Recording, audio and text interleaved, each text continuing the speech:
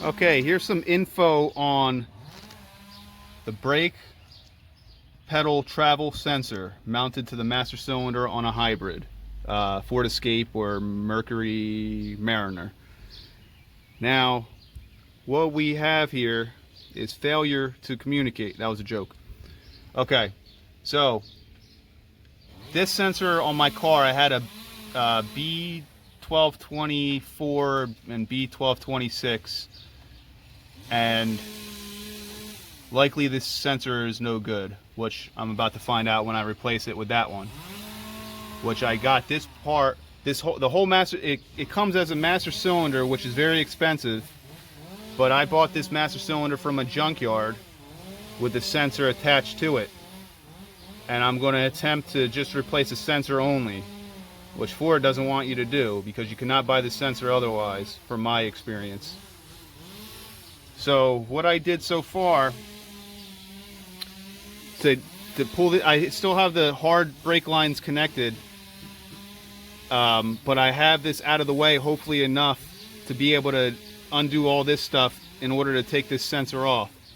So from inside, I pulled this sensor off by rotating it clockwise and pulling it out, because that's the way this sensor works. This thing I pulled out, which connects the brake pedal to the master cylinder through here. Remove the 4 nuts from here, and before you pull it out, just make sure that nothing else is going to hold you up.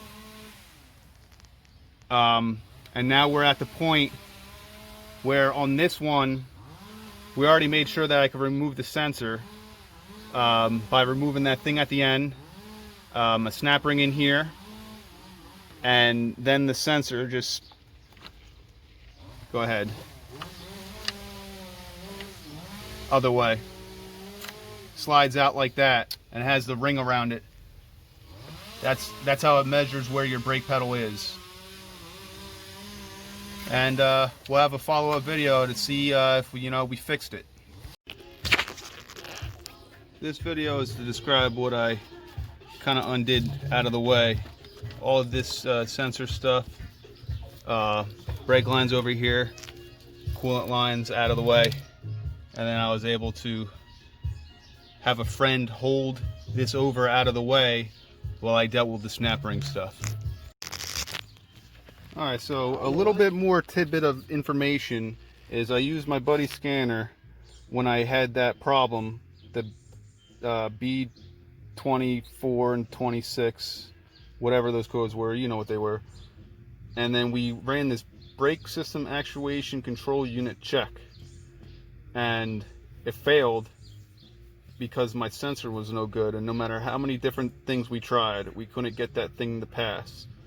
And after replacing the sensor, I ran that test once more, and it passed the very first time, indicating 100% that that sensor was no good. So I replaced it, and everything's all golden. So if you have that problem, just leave a comment and let me know what you came to. It's best if you have a friend who's one of the two of you are good with cars, working on cars, to replace that sensor, because it wasn't all that easy.